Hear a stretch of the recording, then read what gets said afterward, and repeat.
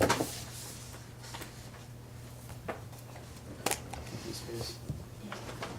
you could say, thank you so much. Okay, we are live. Okay. Thank you, Mary. Mm-hmm. Please stand for the Pledge of Allegiance. I pledge Pledge allegiance to the flag of the United States of America and to the republic for which it stands, one nation, under God, indivisible, with liberty and justice for all.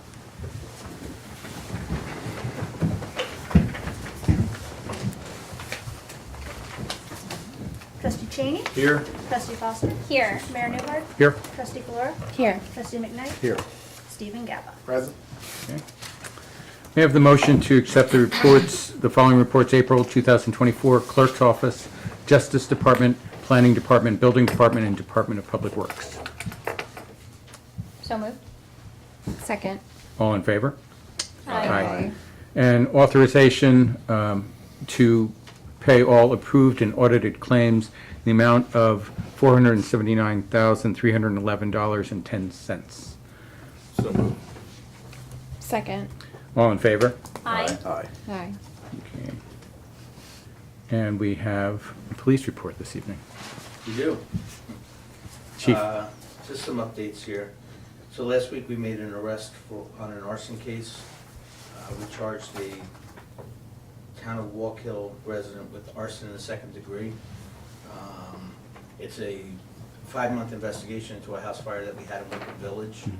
And just to kind of summarize it, it has to do with the fact that a New York State trooper wrote the defendant a couple tickets in the town of Walk Hill the night before. He went home, searched for the trooper's address, went to the house and intentionally set it on fire with the family inside. It turned out it was his father's house, not the trooper's actual house, but we were able to close that investigation with an arrest. That was very impressive in terms of the police work. I really, It was an intense investigation. very intense, and a lot of different layers, I mean, with help from outside sources. Yeah, the investigation included the New York State Police Major Crimes Division, the Town of Goshen Police, FBI, ATF, and the DA's office. Wow. Wow. So we executed over 20 search warrants on basically data, and we're able to build a solid case. So that was last week.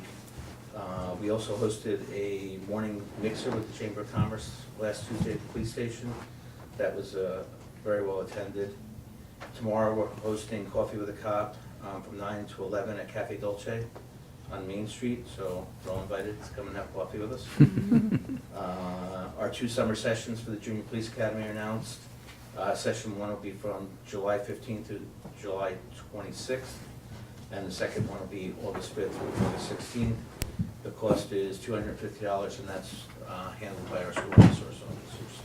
So that's their summer school. Mhm. But they do a good job. This will be our 3rd summer in a row doing it, so we're looking forward to it.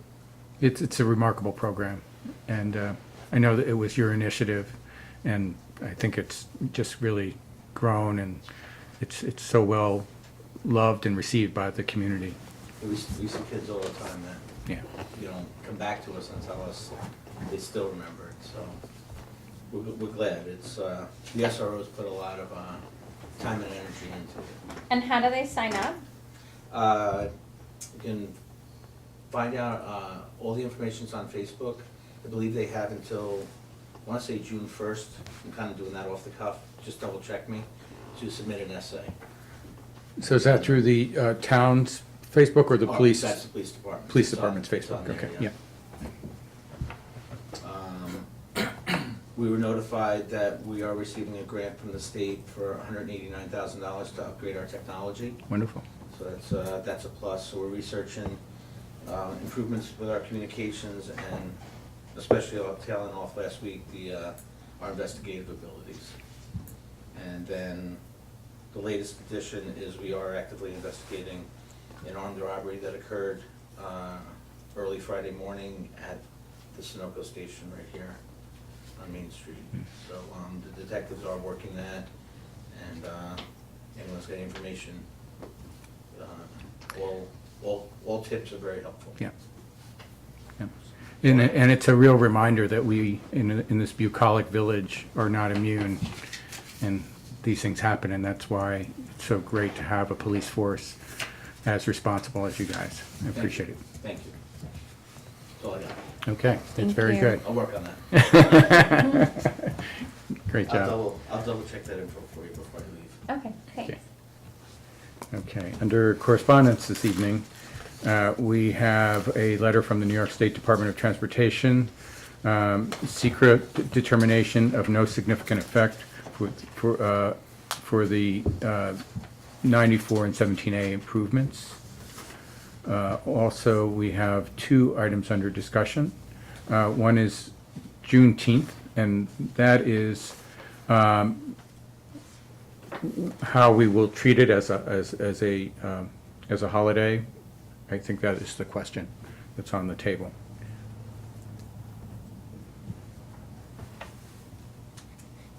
Well, I have some thoughts on that. I think we're looking at two distinct approaches to this. The first being the office staff, the non-DPW, who are not under a collective bargaining agreement. And I think that it's well within our rights as a board that we could proceed with amending the handbook, employee handbook, that would provide Juneteenth as a holiday. And in return for that, the Good Friday holiday that exists would be eliminated. The second half of the equation is the DPW contract, which was settled about a year ago. Fully cognizant that Juneteenth at that time was had been declared to be a federal holiday. And since the new collective bargaining agreement that's going to be for 4 years, I believe it was, does not have a provision to make any exchange or include Juneteenth, I feel that it wouldn't be right for us to make a unilateral change to that document without going through the collective bargaining process when it comes up again, unless the men came to us with a proposal. That approach makes sense to me, Barry.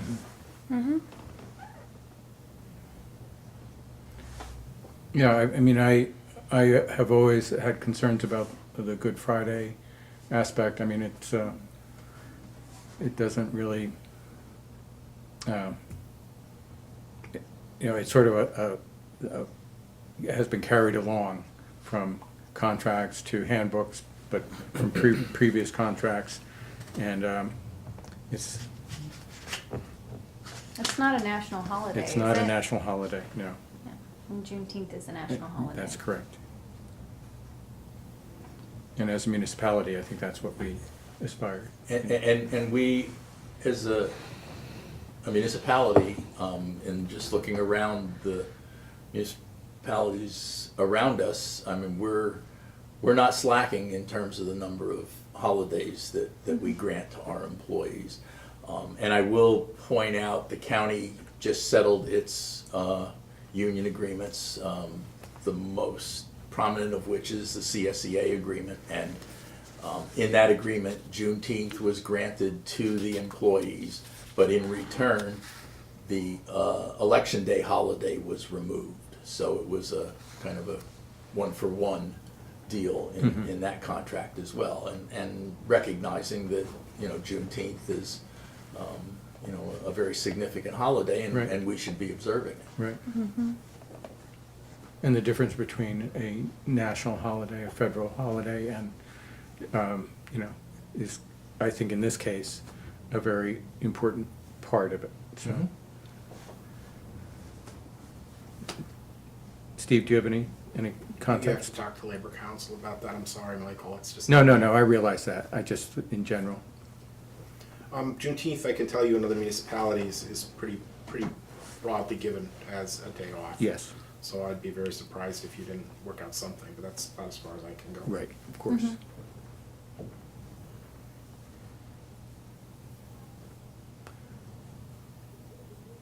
Okay. Can we make a, what are the next steps on this? So we have to make a motion because then we're getting closer to it. Right. Unless we do a motion at the Yeah. next meeting. Yeah, we have one more meeting, right? Well, Should two we more meetings, construct the really. meeting? I mean, the motion, construct the motion between this meeting and next meeting and then vote on it I in the think- next meeting? I think the mayor has to speak to Labor Council, I do, yeah. Oh. I think that would be the best thing. but I'm pretty confident that we could proceed with amending the handbook relative to the non-DPW employees. Right. That seems to be a pretty straightforward thing that we have the authority to do. Okay. Well, I'll reach out to Labor Council tomorrow and then just keep the board apprised as to next steps. So I think that's the best way to do it. Okay. Thank you. And then the next, under discussions, is the newsletter, Volume 2, Issue 1. Volume 2. I thought it looked great. Thank Yeah. you. You'll notice I changed the volume number to correspond with the fiscal year. So there's technically only 3 issues in volume 1, but that's okay. I like how they line up. So I emailed everyone a PDF. They haven't gone to my final copy editors yet, so that'll happen in the next couple days. And I'm gonna add a picture of our Grand Marshal for the Yes, parade. I was very grateful to read that, so that, It's Fred Houston. Oh, that's, Right. I was wrong, yeah. Sorry right, about that. Mary, you were right. It's on record. And then that's it. Thank you for including the speed limit. Yes. front. Yeah, it over fits and over, nicely yeah. there Yeah. too, right? I'm wondering if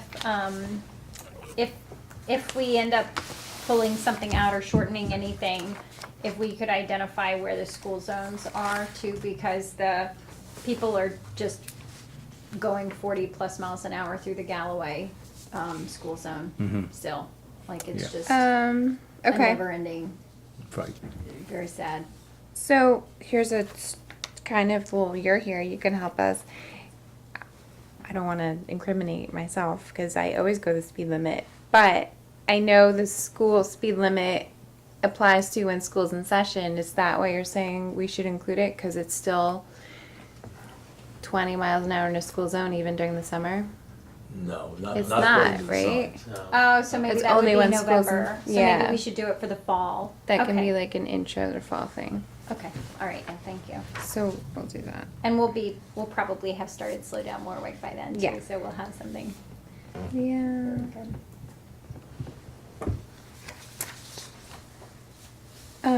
Okay, so we're good? Everything? I like the budget Like highlight. color. Yeah, the budget highlights are I great. do. I And just happenings, yeah. took that from your mayor's And I forgot to column. give this to you, but would it make sense to have a link out to the Earth to Warwick Green calendar? Yes. I think so. Yeah, Is that in there, or did I? it's not. It was in the last one. I can make one of these little boxes and A little include box. it in every one. Yeah. Yeah, I could probably fit it Excuse me. here, actually. Right? You can go right there. Perfect. And then I'm gonna take a picture. Oh, and the question I had for you, is this your correct? Chair of the Village of Warwick Sustainability Task Force? Well, Is it's that the correct? Climate Smart Task Force, but Okay. it could be whatever task force you want. Climate smart. Alright. Or you can say just liaison to environmental I think- something. I think if you include this, the chair of the Climate Smart Communities Task Force, that would be good, because I have an update on, I met with the students, the youth and government students, and Oh, okay. I think we have some interest in the task forces, Okay, so. that's great. I'll do that. Okay.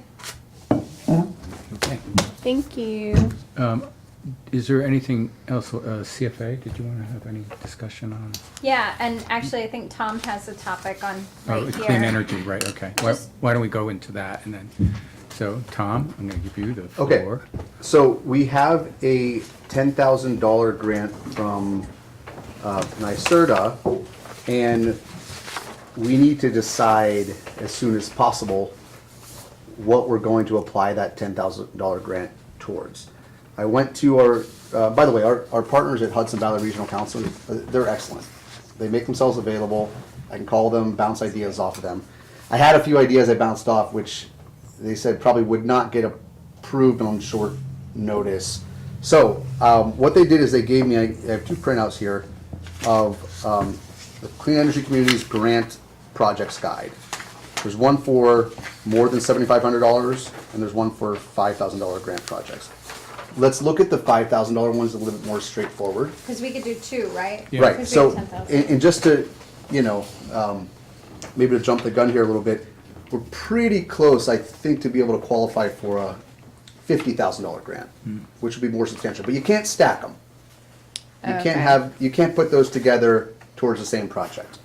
Also, it can't be a project that's already underway. So if you look at the one for either of these, LED streetlight conversions, that's a project underway. We can't put it towards that. And I'll kind of go through each of these if I could. LED lighting upgrades at municipal facilities, I think we've actually already done all of that. Holiday LED lighting, I don't know, I can think of better ways to spend. Yeah, and we do it over, we already do it. Or LED. Okay, so other energy efficiency upgrades at municipal facilities.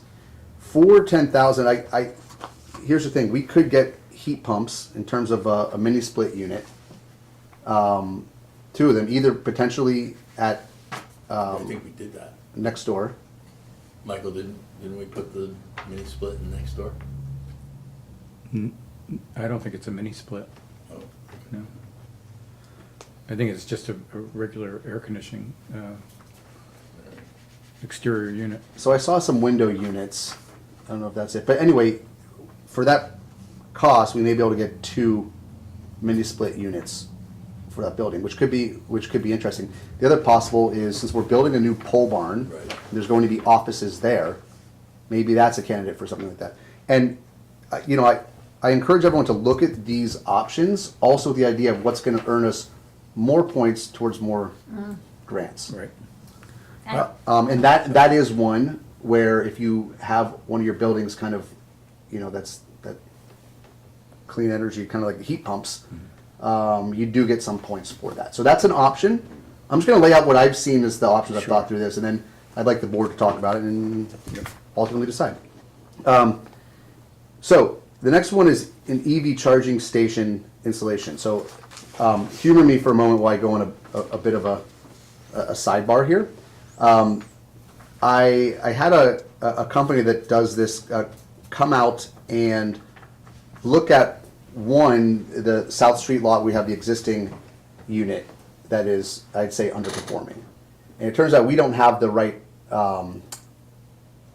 electric, what's the word? Feed. Feed, sure. Infrastructure. Run to it. So I think that's something we may be able to fix by kind of trenching that. I don't know if we need a new thing, but it's possible to put one there. Just replacing is not going to earn us any additional kind of credit towards other potential grant projects. The other thing that I was talking with the library about putting an EV charger in the back of the parking lot, close to where the new skate park would be. The challenge is there's no electric feed from around there at all. So got a quote from this company, including rebates, it would be up north of $70,000 to trench that. So obviously wouldn't apply towards this, but keep that in mind because we have to get lighting over there anyway. Yeah. If we tackled it with a project where it covered, a lot of that electric trenching and running, we're kind of addressing 2 challenges in one. Does the skate park budget include the running the electricity from like the Little League area to the skate park? No. It doesn't include lighting? Does not. There's no lighting for the skate park, is there? No. Huh. It was my impression there was going to be lighting. Yeah, anyways. yeah, I thought we had So planned the, for lighting. I will send you the quotes that I got. You will see the largest item, and I'm sorry I didn't send this in time for the agenda. I just got them recently. The largest item is running the electric. Getting an actual unit installed, you're looking between 11,000 and 18,000, something like that, if there's electric nearby, Where was the electric running from? the library. Not, what about the Veterans Memorial Park? I looked at the there's- map and I didn't see, Cause the concession stand It's pretty is right close, there. it's closer. it's closer than Yeah. I would think, okay. Well, if It's it has- not that far different, yeah. Yeah, well, cause I guess if it has to run to the skate park, if it has to run to the skate park first, it's gonna be closer. Oh, And then yeah. it would come from the skate park to the thing, then that would be a minimal. What about the municipal lot at the end of Memorial, McFarland Drive, you know, the pavilion parking lot as a place? Because there's electric there and, or is it just not enough use? Well, you can't get it right off of an electric pole. It has to be, Right, yeah, Yeah. I know, A as we service waited panel. for, yeah. yeah. So, but you, I mean, We're thinking about it in the. I think you're thinking about it the right way. The reason I was trying to do this, one, the library wants to, and they have signaled to me that they'd be willing to do some sort of share because it's a benefit to them as well, right? And the fact that we need to get electric to that skate park area, I thought this could be a creative way to converge these things. Anyway, I'm gonna move on. So we've talked about heat pumps as one option, electric vehicles in some way as another option. Okay, an energy study of one of the 5 buildings that's over 1,000 square feet. In my mind, yes, it could certainly earn us some decent points for our climate smart communities. I think it's a waste of money. We know this is an inefficient building. I feel like that's just throwing away money for a consultant to come in and tell us Yeah. what we already know. I agree. I agree with you. Okay, moving on. So, community campaigns. This is kind of interesting. Again, somewhat of a sidebar. I promise it is tangentially related. This is so that if you were to do an informational campaign about solar, about electric vehicles, about other things, and then you can see those who sign up, you get credit and some additional grant funding. But I think this is something we can do at no cost. And I'll give you an example. Mary, may I see that newsletter, please?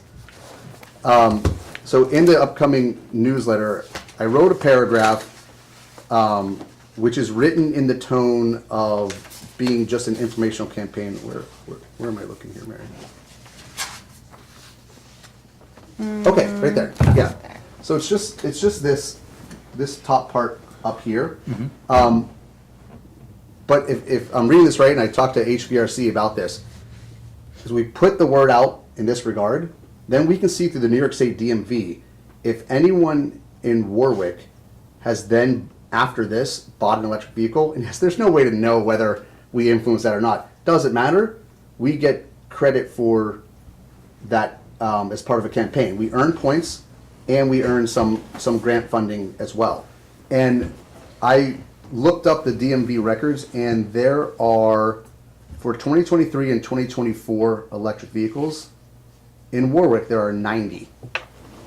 Which is pretty, Wow. now it doesn't distinguish between village and town. I don't think it gets that granular. It's a big town. But we're gonna call it Warwick because Yeah. we're going after this. And anyway, the point is, with this, as soon as this goes out, and I'll submit the application, may need you to sign it, sir. Yeah.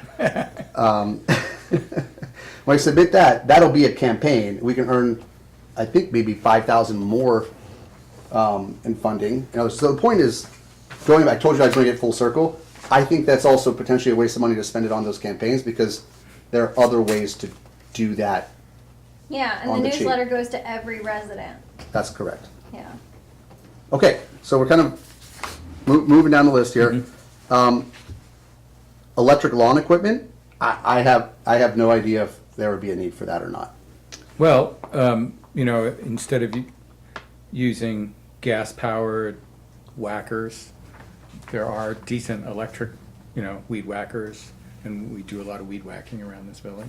So that's just one, just small. piece. Okay, so I don't know if that would earn us any additional points or I don't know. potential funding, but I can look into it. Yeah. If that's of interest, we can leave it on the list. Or, that becomes part of a campaign to the public. Yeah, yeah. Then there's funding clean energy interns. I guess I'm your clean energy intern, so moving along. These next two are the ones that I. Yeah, these are kind of Yeah. interesting. Talk to me, Yeah. Carly. Bicycle infrastructure like bike racks or tree planting initiatives? Yeah, and I'm Bike wondering if racks. pollinator pathways fall into that tree planting initiatives, because that's in the park master plan. Yeah, that could be. So why don't you take these, Carly, and let's Well, talk I was about- thinking, can I just say one Yeah, thing? please. On the bike racks, just in the same way we're going to be working with the artist community for some of these models for safety, public, for traffic safety, wouldn't it be great to have a contest for artists to design bike racks? Yeah, I mean, that was something we had talked about a couple years ago. This is a Yeah. funding mechanism for that. Didn't Orange County Art Council do something similar a couple of years ago? Didn't they do bike racks? And it could be themed, right? Like, it could be like health and like planet positive themed. Yeah. This, like that those idea. two were the ones that I was hoping for, personally. So tree planting, I mean, it doesn't say anything specific, so if, Carly, if you can make a, Pollinator pathway. yeah, like a comparison, we can talk about that. That's one thing. It could also be split with the bicycle infrastructure. There's two things there. Well, in the pollinator pathways, I doubt that's gonna take up, like, that's not gonna take up a lot of money, right? Like that's a small. I'd be curious to know so when I've heard discussions on pollinator pathways, it's mostly about meadows and gardens and not so much trees. And I would have to speak to somebody about what types of trees are, that I, are moth happy, or I don't know. I bet we could make a pretty strong case about, The pollinator Pollinator pathway as instead of the being- trees. Instead of the Yeah. trees. yeah. Yeah. To So- me, that's So like a too. bump, like an umbrella. Yeah. Okay. Like, I feel compelled to say that I don't think that'll earn us any additional points towards anything. That's okay. It doesn't always need to be, scheming towards the points. But so we look back on it, the ones that we didn't discard were heat pumps, potentially at one of the facilities, an EV charging station, electric lawn equipment, bicycle infrastructure, tree planting initiatives. That's 5. Could I just say one thing about the heat pumps? I think that would be best served at the new pole barn. I think that we just had the air conditioner revamped next door, and the heating unit is brand new. So I think it would be better and easier to actually, instead of retrofitting, to do it directly with this new building. Yeah, and the thing is, depending on the size of the office footprint, it may only need one, in which case there could be some left over for another one of those projects. I don't know, we have to get a quote, but I'm going based on personal experience with municipal units. What's our timeline on this? So that's, Okay, so we have to decide, by end of June. We have a year and change to spend it. So that would fit with the pole barn. It's a butterfly meadow, what I was referring to. That's how it's referred to in the plan. Native plants. And then since we're on the subject, right, if you look at the other one for above $7,500 grant projects, there's some additional things, such as solar installation owned by municipality. I think we maybe should consider the idea of, if we can get with that $50,000 grant, if and when that comes in, potentially help offset the electric usage on the pole barn, right, at the DPW itself, because, one of the existing buildings there, we saw from the electric usage inventory, was one of the highest, consuming electric. So maybe we can get a 50 kilowatt system there. maybe that's a little bit north of 50K, I don't know, we have to price it out. But I would encourage everyone to start thinking about that, and I'll work on going off and making that grant happen. Cool, thank Yeah. you. Yeah, it's great. Thanks for all this work. Thank you, this is exciting. Look at that. The other, Yeah, this is since, the Newburgh. since City we of are Newburgh on did the, it. Yeah. oh, one more thing since we're on the topic, and this is one of the things I thought could be a good candidate, but it would be considered a special project, so maybe partial funding for like the larger grant, is the concept of the too good to toss, finding that more of a permanent home, maybe a bit of rebranding or something, but I've looked at other municipalities that have what they call it a take it or leave it shed. Yep.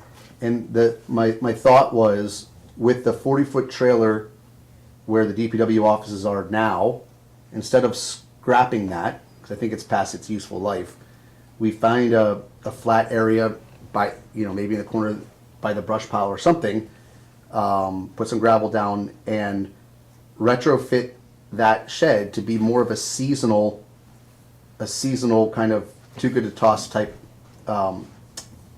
shed. I've talked to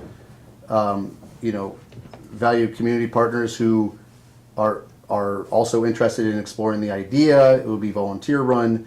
My thinking is if we already have seasonally a brush pile attendant there, we have one village employed person at least around during certain hours.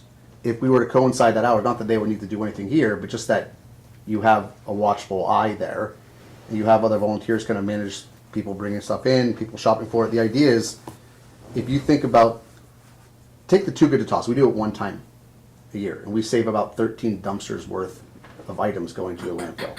It's pretty good, Yeah. right? So maybe we also have a bigger event like that, but if it is seasonally, there's more opportunity for people to. I think you've seen some of the turnouts. People like shopping for something that's free, that someone else has no use for anymore. And it's got multiple benefits. Anyway, it's a thought I had. I kind of have a proposal I'll send around to the board. I think in New Paltz, there is one of these operations. And Bedford. You and- visited one, didn't you? No, I was going to, and they didn't start yet. So Oh. I think they probably started this last weekend. Oh, So my plan is to go out there and really see how they operate? operate. Cool. Yeah. But that's why I have kind of thinking ahead. I really want to make sure we don't scrap that trailer until we decide that if there's something we can do with it. I've asked Mr. Moser. I've kind of alerted him that's the thought that I that I had. So Yeah, we could paint it up. yeah. Get a mural on it. Well, that's the other thing. We have an artist community who could really work with us there. It may take some funding to retrofit that. Maybe to get a gravel pad, build shelves inside. Make it safe. While we're on the topic of climate smart communities, can we talk about the climate smart communities grant with the CFA? Is that Yeah. is that okay? Oh yeah. So I think I sent this around to the board. So I think the deadline is July 31st. There's $12.5 million from the state DEC, Department of Environmental Conservation, across two project categories. There's $11.5 million available for implementation projects. So those are like climate change adaptation, greenhouse gas mitigation actions, and then $1 million available for certification-related projects. So that's like planning projects, inventory assessment. And the eligible expenses are things like personnel services, contractual services, equipment purchase or rental, supplies and materials, land acquisitions. And then there's a 50% match requirement. It said or 20. 20% or 20% of eligible project costs. I think that's probably based on the total project amount. Mhm. And then you can use land value as match, but so some of the stuff that I was thinking that we could consider is, there's the climate vulnerability assessment, which would get us a lot of points. the Complete Streets policy is eligible, and food waste composting. Those are three things I know we had identified.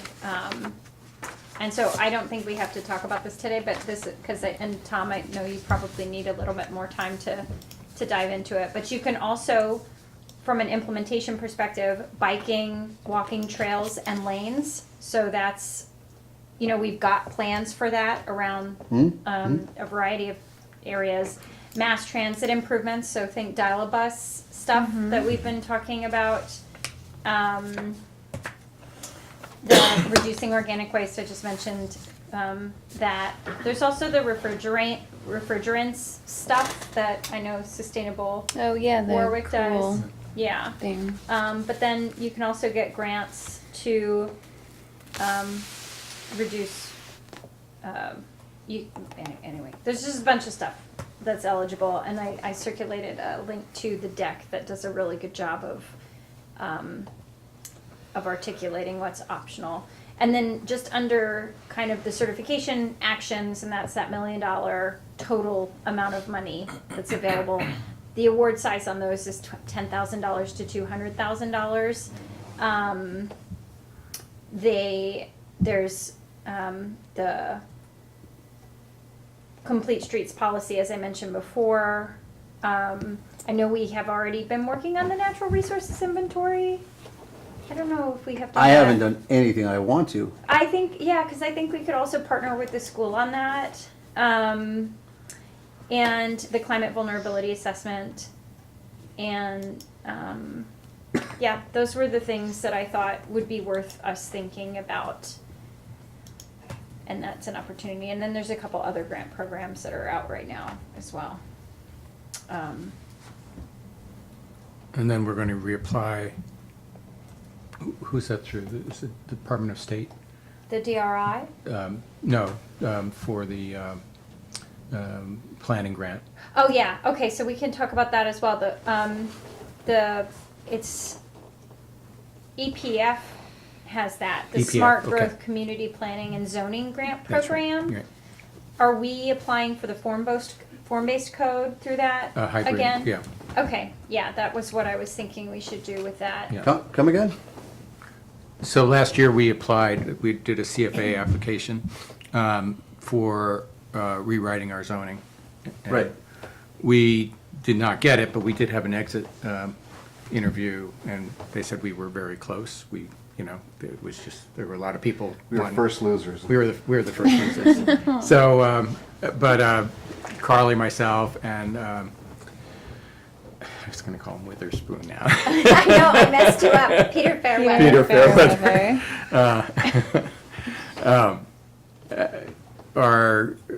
Had the exit interview, so that was good. So we were all pretty well informed, and I think it's just a matter of tweaking what we have already written. And- Go ahead. Okay. Yeah, I was just gonna say the minimum grant for that is $75,000 and it's a 90% cost. So it's only a 10% local cost share. And, so that would be pretty supportive of kind of meeting one of those goals of the comp plan. Yeah.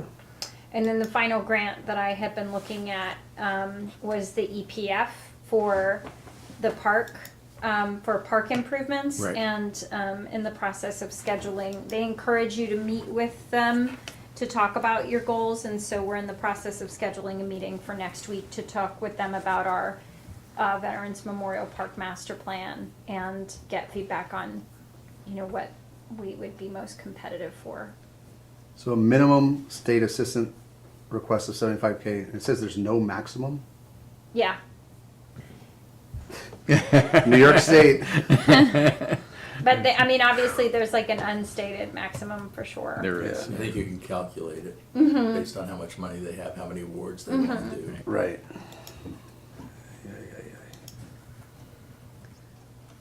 Yeah, there's a lot of good. I appreciate the flexibility in here, though. There's a lot of stuff we can call in scope. With both of those programs? Both of them, Yeah, yeah. What's interesting is also eligible expensive, going back to the other one, is land acquisition. Must be critical to implementing a mitigation or adaptation project. So we've had discussions in the past about various parcels that would be important. I Yeah. don't know if you can think of any. Or development rights to protect our water supply. Well, we have that We're in the process of that right now. right now. Oh, yes. Yeah. With the town? Uh, Or the no. county? No, No. with DEC. It's a DEC award, or WIA. It was a WIA. It's for purchasing property in our watershed, Or conservation. for conservation easements, yeah. Are we thinking we might go after the tank again this year? I'm trying to get a hold of Barton and Judas to figure that out, but yeah. Yeah, so those are on the same timescale, right? Or are they on a different timescale? The WIA is due middle of June. WQIP is due in July. Was So I July think 31st? that's- Yeah, I think so. Grant season. So Carly, the one about reducing miles traveled on off-road facilities, bike walk trails, stuff like that. Also, they have in their sidewalks. Did you notice that? Maybe, I think maybe we should be thinking about West Street. Yeah. Because we have a pretty good, maybe we could, so we're waiting to hear back on Safe Streets, wait, no, Rays. Raise. We should hear back next month. Okay. But we could carry, I mean, Fingers crossed. I know, and then actually there's Safe Streets for All is due, I think, in July or August. So if we find out that we were unsuccessful in Rays, we could potentially roll it over into Safe Streets for All. But this might be also a good opportunity to roll over that existing work. So with the CFA application, is it pardon the foundational question here, is it really just one application where you're stuffing in as much requests as possible? No, the way, it's a consolidated portal. So Okay. you have to do, like you can, there's some stuff that might carry over. I haven't done it in a few So years. we apply for everything, there's no penalty against us It's for program doing it. specific within the It's portal. program specific within the same portal, Okay. so it's not like they just replicate your stuff for you. Okay. Yeah. And also the whole, the walking trail, biking trail thing, interesting, but it would not, even if we got some of those raised funds to study this other project, out towards ShopRite, that would never be, the timing would never line up, from what I understand, if we apply for something this year. Yeah, we should probably wait, unless, I don't know that that's actually true, because I think I did roll it into, because we would build on those feasibility study. Right. So Carly, can you and I, let's get a schedule going and a list of these different threads that we want to pull on and kind of weigh them out. Yeah, for these various opportunities. Yeah, because there's a lot of overlap, and I know some of these grants are pretty particular with not allowing overlap with other funding sources. But if anyone could find a way through that, Carly, it's you. Yeah, I think we know what we're submitting for the community planning and zoning grant one. So it's really just around the climate smart communities and the EPF. The park. Yeah, Yeah. yeah. Okay. Yeah, that would be really good. All right. Okay. So just to tie off on this, what were the top projects for the immediate grant that we need to decide, like within 30 days? The pole barn, right? The heat for the pole barn? Yeah. And then we probably can't do the EV charging station yet, because we have to learn more about that. So Yeah, that one's there's not it's good just a candidate. protracted thing, and I just, To correct the issue at South Street, it's pretty simple. We're gonna dig the trench. It should be any time now. We would be able to. We were holding off until the plant's open so that we could, yeah, make it nice, once we were done with the trench. yeah.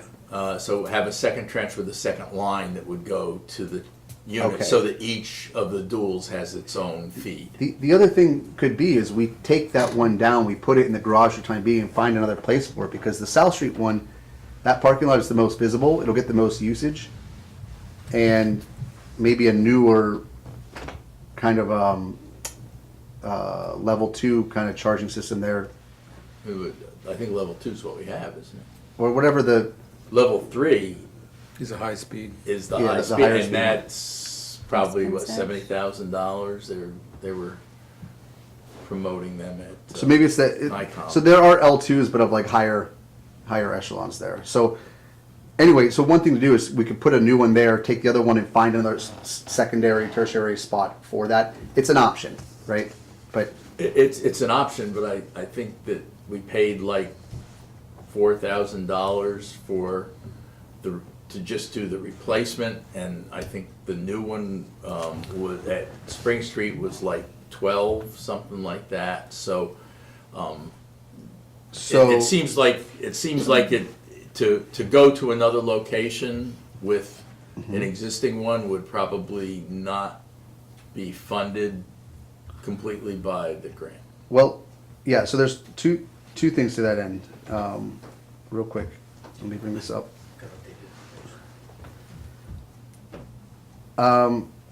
Okay, so there's an O&R Power Ready rebate. So a quote I got from this one company works out to be basically 50 for the South Street area, including a brand new kind of like charging station there. 20,000 after rebate, 56 before. So O&R will pay for a large portion of the labor to install the electric stuff. And they have a network of electricians that they use. As long as they're on that network, it's okay. So That who there's- has? Who's that? So work? O&R O&R? Power Ready. They have a network of Okay. electricians. Oh, okay. Not the seller of the No. unit. Okay. Nope. And then NYSERDA Charge Ready is an incentive of 4,000. Then there's New York State tax credit for 5,000. Also, the fact that now there's direct pay, we could potentially get 30,000, or sorry, 30% as a credit. So, there are ways to do that. There's a number of incentives, but the benefit for working with people in O&R's Power Ready network, of which this company is, that's how I found them, is that they go off and have knowledge of the grants and try to stack them for you, or the incentives. I don't know if they're grants. Anyway, so going back, that's one option. So we that is potentially a reasonable thing to do. Then there's the mini split unit. I would ask maybe if someone can ask Mr. Moser how big the office area will be, and to get a quote on what heat pump, kind of energy efficient heat pump, Yeah. We would have- satisfy that area. Yeah, we have the specifications, I'm sure. Okay, and then we'll know what we have left. So that's a viable one. A new EV is potentially a viable one. And there's the tree planting initiatives or bike racks. So I mean, where does everyone stand on this? I'd like to get some direction. I like both the bike rack and the tree planting if we can incorporate pollinators. Yeah, and I could ask that question if The one thing I like about the bike rack, and well, we had discussed it before, as Carly mentioned, and that it involves the community. So it engages our creative community, but it also is something that's clearly visible. Yeah, You know, yeah. it's like a sign. And so through all these different activities, I may be close to another random 5K grant, which could help here and there. Super cool. So we'll see. Okay. Okay. So again, I don't know if we're any closer to a. No. A We are, I decision? think, we are. We've had Somewhat some things closer? out, yeah. Yeah, and I'll send you the link to what Newburgh Yeah. did for their bike rack. Yeah. Yeah, For that would be them. great to know, like, how they sent it out to the public, or to the, So and so that's so the way I see it is there are kind of community interest things like the pulmonary pathway and the tree planting and the bike rack and all that. Then there are things that Cost expenses that we saving. actually have to do, like put HVAC into the pole barn. Yeah, we have I to think we have to that's a spend that high- money anyway. I think that's a good. So if we do like one and Yeah. one. If maybe if the direction is that Mike sees what we need and gets a quote or a couple quotes, like, I'm sorry to say, like, very soon. Yeah, And then we'll see what we're working with left over. yeah, I But- think you could do it. Yeah, there's also the potential for incentives associated with the heat pump, like in the pole barn, that we should maybe look into. Yeah, like that 30% from direct pay. Yeah, because we're less likely to be able to allocate funds to do the bike racks, which are valuable infrastructure, right? Like that we could use at the parks, we could use downtown. We're more likely to identify like infrastructure, some source of funding within the budget to be able to do the heat pumps, and then that's gonna save us money. So maybe we should be thinking about stuff that we wouldn't be able to do otherwise. Without the money, right? So to be clear, not things like the heat pump, or Maybe that's where I'm going. Well, maybe Because we need to do that if anyway. we didn't have them, well, I don't know if we Yeah. would go the heat pump route Oh, okay. without this funding. Now, I would think we would. Yeah, because it'll save us money, right? but just tell me one thing, maybe clarify, a heat pump is like a geothermal, no? No, it's a split unit, mini split unit that people most commonly use for air conditioning when they can't put central air in. Correct. And it can also provide heat. The newer ones can provide heat as well. So you can heat the space with that same unit. It's got an outside condenser type thing that transfers does the heat exchange, and depending upon what you're using it for, you're either getting heat or AC. Okay. And it's probably the best and most efficient way to heat a brand new space at this point. Right. it is, yeah. And it's easy installation, you're not going in the ground or anything like that, it's just going on the, one part up high, one part, Right. outside. Outside, down low. And a lot of times, the outside unit can feed more than one split. Yeah, that's what I was saying, depends on the space, right? Yeah, yeah. Okay, well, we can digest all that and see where the best use is going, yeah. So, okay, I'll be just, I'm just curious what Mike has maybe already budgeted for that, for heat and air conditioning for that. You and I are gonna meet, right? And Yeah. then if we can put this on the discussion for the next board meeting. I was hoping to get the application in prior to that, that's what I was saying, do we need another board meeting? Do we need a resolution or something? That's up to the application. Right. Better check it. Yeah, usually we haven't been doing resolutions. Some of them need it, some of them don't. Yeah. Like the WIA, you pretty much need it. Okay. Our next meeting is June 3rd. June 3rd. Third. That's too late.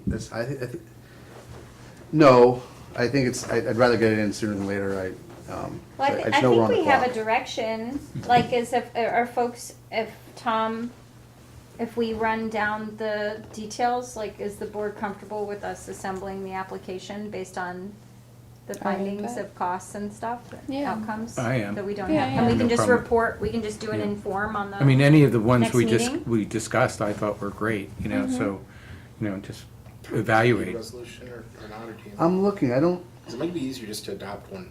If you don't need it, that's great. So, I mean, if I could suggest, if we adopted one, Steve, would we have to,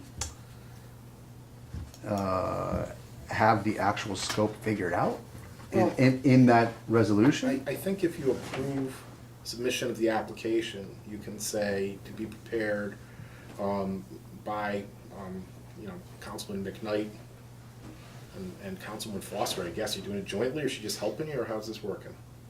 You can just put, All right, Tom, then I'm a helper. Councilman McKnight according to the village board's order of preference, and you've expressed preference for the heating units, for the pollinators, and for the bicycle racks. And I think whichever one you come up with would stand up if the governmental entity granting this Okay. took a look at it and said, well, and Yeah. authorize it. I don't think they would look that closely. I think you'd be fine. And the electric lawn equipment was the other one, because that's probably pretty, the weed whackers are not that expensive. I think if we do the green, I don't know, we have, the one we have is like, with the batteries, you can just switch around to like all kinds of stuff.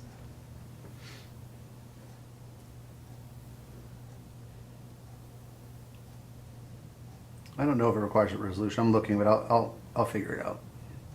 If you want to hold off, that's fine too. Just suggest it. Or are you saying we could do a resolution? We'd have to do it Tonight. tonight. You do it right now. And then if you don't need it, you don't need it. Yeah, like I'd like to make a motion to approve. But if we do it and it's not worded correctly, then we have to go back and redo it the next month. Yeah, the next that's meeting. true. That's true. But if you do it in with the application, you don't have any at all, you're gonna have to redo it next month anyway.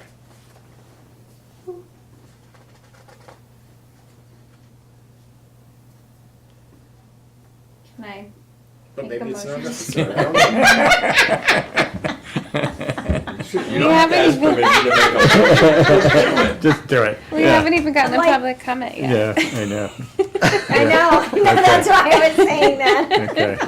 I'd like to make a motion to permit trustee McKnight to assemble an application as part of our Climate Smart Communities Pursuits $10,000 grant. Topic areas may include other energy efficiency upgrades, electric lawn equipment, bicycle infrastructure, and planting initiatives to be determined by Ms. Trustee McKnight's research. And with the mayor to sign. And providing the mayor authorization Right, to to sign sign. the application. Correct. Second. Okay. All in favor? Aye. Aye. Okay. Or do I have to abstain since my name was in there? I don't know. Yeah, you should abstain. Yeah, you Abstain. should have No. actually. No, I think. No, absolutely. No, not? No? Yeah, No, I no, think- because we authorize you to Okay, sign then stuff. all That's the right, time. that's true. It is I. Aye. You guys hate me. No, we don't, Jen. Okay, Public comment. okay. I just have the update for you before I leave. So there is a link on our Facebook page. It's gonna take you to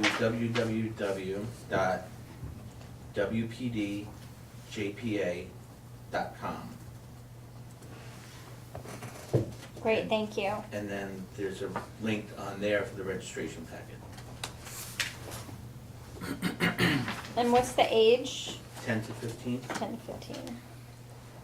and it's open to all 3 school districts, Warwick, Florida, and Greenwood Lake. That's great. Thank you. Okay. Thank you. Thank you. Thank you, Chief. See you tomorrow. Yeah. Yeah. Okay, we'll move on to motions. Motion to hire Timothy Verbois to the position of Village of Warwick engineer intern at 32.5 hours per week for approximately 12 weeks with a start date of May 21st, 2024. Rate of pay to be in accordance with the FY 23-24 and 24-25 budget. Second. Okay, all in favor? Aye. Aye. Motion to accept the proposal and authorize the mayor to enter into a contract with Ingersoll Rand Company to provide planned care, maintenance, and diagnostic program on the air compressor systems located at the micro water treatment plant with a contract period of 4 years, June 1st, 2024 to May 31st, 2028, in accordance with the attached fee schedule as per the recommendation of DPW Supervisor Michael Moser. Second. All in favor? Aye. Aye. Do you have the numbers, Jen? Yeah. Oh, yes, okay. Excuse me. And the name?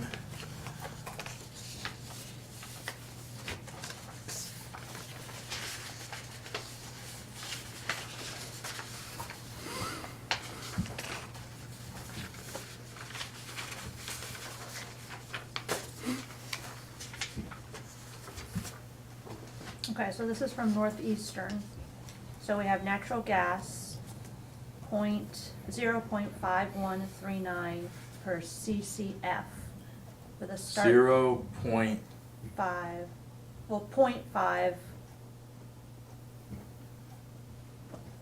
0.5139. okay. Why is the start date July on that? With a term of 23 months. They were saying that, just as an FYI, today is the last day for a June start for the natural gas supply. That's why I did a 23-month price quote, so the contract end dates are the same. So I guess we missed their window.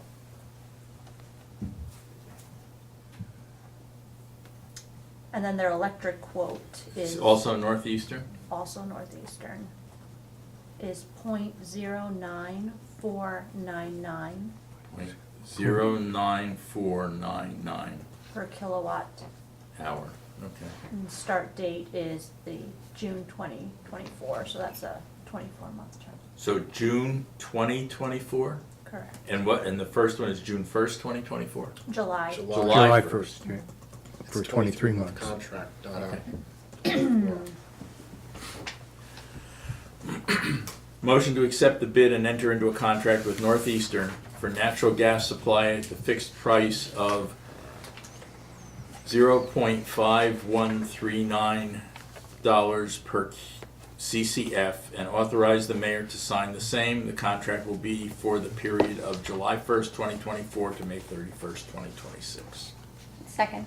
Discussion, please. Sure. So is this instead of Orange and Rockland? What am I?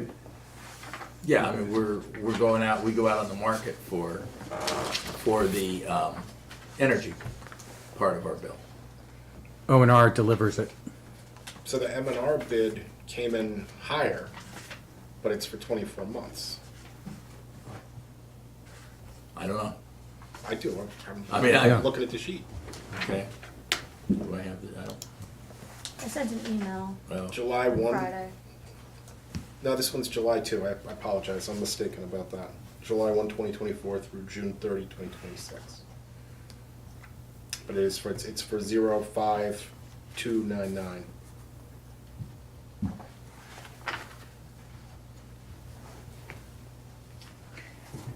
What we're approving is consistent with the memorandum that you shared with us, right? Well, The recommendations? what I said in my memo was that the MNR, which was direct energy mostly, but it's also MNR, contracts, one was for electric, one was for natural gas, had clauses in them saying that if there was a change in law, they could increase their rates. So if there's some regulatory thing or some tariff imposed by the government, they have a right to up their contract. That was MNR, I thought it was Northeast, but It's both. both, okay. Northeast has that clause and also has a clause that says that if market conditions change, they can raise their rates, which is above and beyond what Northeastern says. So if, read the language to me.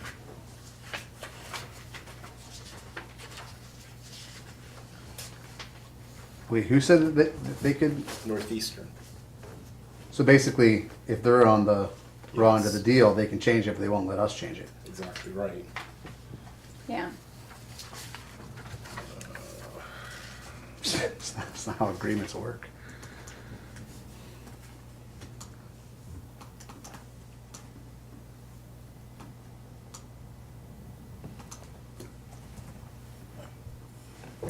The rate of this agreement may be adjusted if material changes affecting the overall economic value of the agreement occur. Material changes include, but are not limited to, load factor, peak day allocations, capacity tags, POR percentages, percentage increases, heat factor allocations, abrupt change in weather patterns, and other change in conditions deemed outside the control of Northeastern Power and Gas LLCs, of Northeastern Power and Gas LLC. So the M&R contract, you're more locked into the rate. The Northeastern contract, If it's something outside their control that makes their cost goes up, it's going to be passed on to you. The other thing that concerns me, and I apologize, I didn't see I saw the email list today, I didn't focus on it. Are you gonna have a gap if your gas doesn't start until July? I mean, isn't your contract up in June? I'm sure whoever you have now will let you go for another month as Right, far as right. that goes. We have it's the kind M&R, of thing we you have don't wanna M&R touch. now. All right, well, you're gonna wanna touch base with Yeah. them, you know, make sure you have your natural gas Maybe for they- another month. I know. But I was surprised to see Northeastern say that it wouldn't begin until July, and now I see in the M&R that it says July too, so I don't tell you about that. But that's the differential in price, 05229 for M&R, 05139 for Northeastern. So you are getting a better rate with Northeastern, but as I said, you know, you have to ask yourself, Like how do what- I feel about Being this rate, exposed. and am yeah. I willing to take it? It might be that they never raise it, you know. Right, but then they that's can what we're afford to looking at. lowball if they know that they can increase the Change rate. it, yeah. Is that what, do we know how much that would translate to in practical terms? I do not. Yeah. I have to ask the question, was there any consideration of a clean energy alternative to what they're providing? For example, we are looking into this community choice aggregation. Right. We do something like this, I don't think we would be, at least the government accounts, local government accounts would not be eligible to participate in that program. The question I have is, what is the comparison with, just if we were to pay straight O&R bills versus what if there was a kind of a hydroelectric type of option, were any of those contemplated, right? Because I see that in 2022, we spent $95,000 on electricity. Right. That's a tidy sum, right? I would think that would get us into the conversation for, one, a clean alternative. And if not that, if we were part of O&R and then we eventually pursued CCA, we could then participate in that. As opposed to locking us in for 23 months now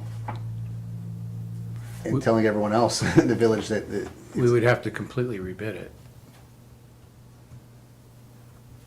And and what you're saying is it's too late for that now. What if we were to default to the regular O&R customer option? Do we know what that rate is? 0.5139? Is it greater or less than?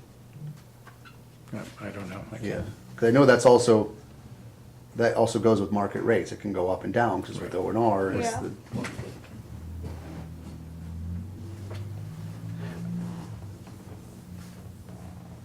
How are these companies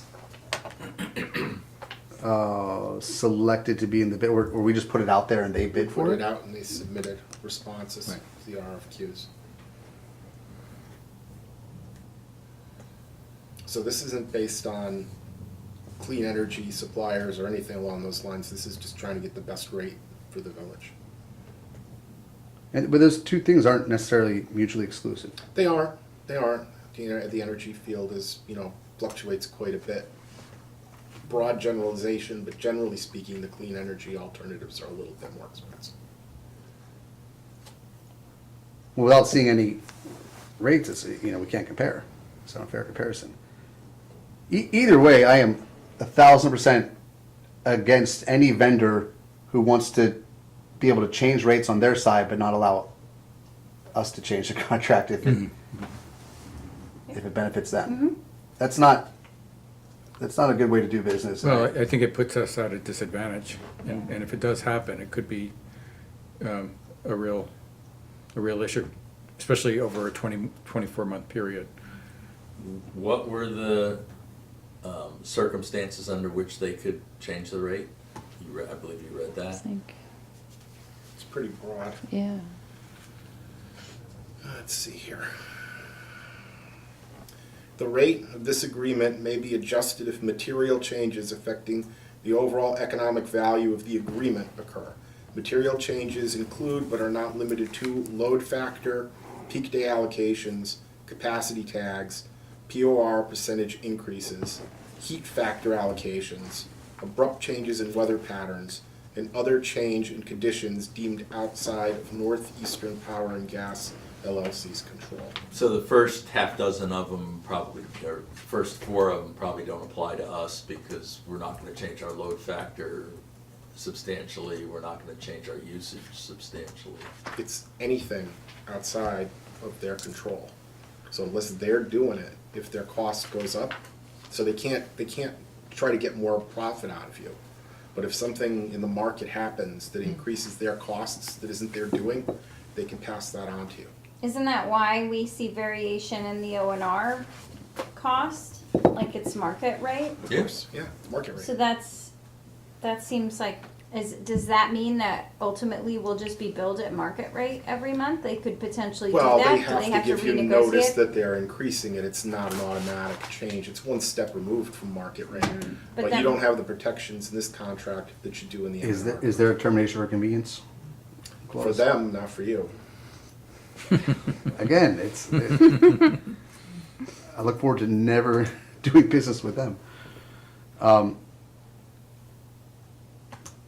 So I don't know, it's worthwhile to have an energy supplier, right, on a contract. Right. I'm on board with that. I just think we're missing a number of pieces of data that would be helpful, such as if we were just to stay with O&R, what would that look like, right? What does that rate look like? What are some of the other? Well, I mean, what do you mean stay with O&R? So I if don't we were fully to, understand if that. we don't, Transition to O&R out of it. yeah, if we transition to O&R out of working with an individual supplier, still O&R is still the delivery agent, Right, right? but they would farm out us to a subsidy, you Some, know, yeah. right. They have a rate that they apply to our, our utility bills, our home utility bills, and that's what we'd be going on as a village. And I'm trying to get the comparative data point there. Is there any reason to believe that if we have a lapse in our contract, that we can't just continue on a month to month? So if we need to take the time to look into this more deeply, I'd have to look at your current contract. I can tell you that under these, you could continue on month to month, or you could renew. If you don't do either, you'll continue on month to month. But month to month, at what rate? A variable rate? Yeah. At that point. Yeah. So it wouldn't be the previous two, Right. the rate we got for the They're previous not 2 gonna years. give you that unless you Yeah, agree. yeah. Right. Yeah. It's not like they'll shut off the power. I mean, No, but what do we use natural gas for? Does anybody know? heating, yeah. Up in- Here, pole barn, I would imagine the treatment plants, maybe not, maybe not the micro, but wastewater and, I would imagine that both of these energy providers could give us clean energy resources. I mean, if we had put that in our bid document, correct? I mean, if we, It's worth I- it's worth the question. yeah. I would think, yeah. Well, I mean, have we decided what we want? Do we want 70% renewable? Do we want 30% renewable? I mean, that's probably a 3-month discussion in and of itself. Could they present options? The way See. it's so hard because it's a commodity. Yeah. Well, and it has to be today. And it I has to mean, be today, We got exactly. these numbers today, right? We got them Friday. Friday, okay, so, you usually have a day or 2 days to make a decision when you get the number, otherwise the number's Or history. no good, you know.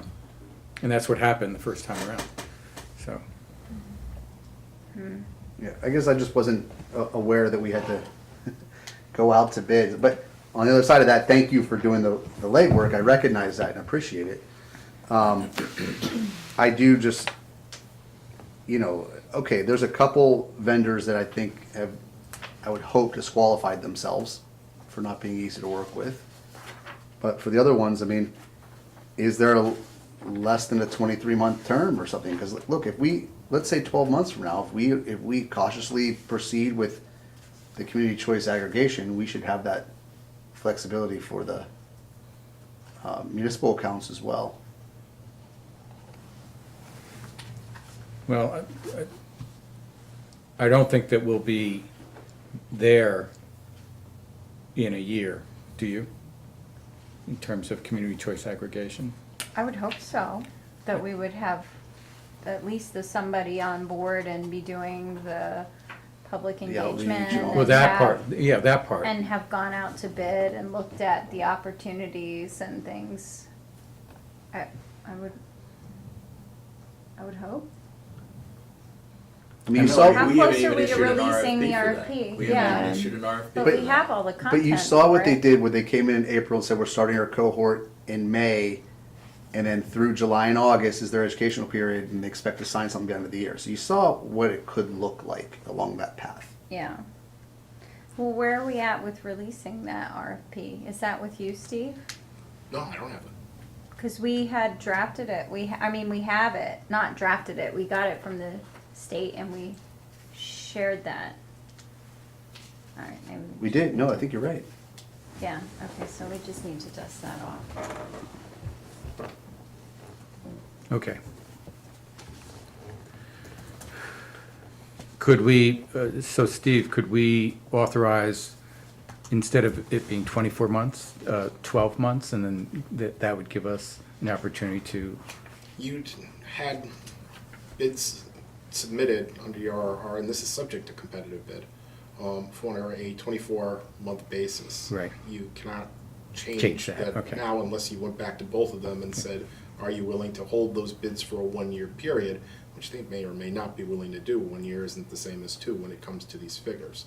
So if you went back to both of them and said, give me the figures for 1 year, at your next meeting, you would be in a position to adopt one or the other. You reserve the right to alter the terms, but it has to be equally offered under the RFQ. or we could say at that point, a clean energy provider, could you give us numbers for, Well, now you're asking for a whole nother bid as far as that goes. This was strictly give us the lowest numbers, and if you go to somebody like Northeastern who says, I'll give you the lowest numbers, I don't do clean energy, you really have to reject the bids and put it out again, if that's the way you want to go. But if you put it out again, you could ask for both the lowest and a clean energy Of course. alternative. Yeah, no question. But you can't just now say, No. No.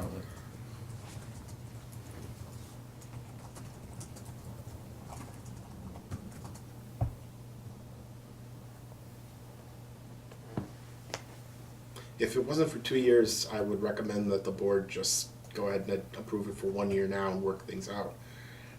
I don't know where you're gonna be between now and 2 years from now, and there is not cancellation for convenience provisions in either of these contracts, at least not for the buyer. You commit to 2 years, you're in for 2 years, unless they breach the contract, then you can cancel.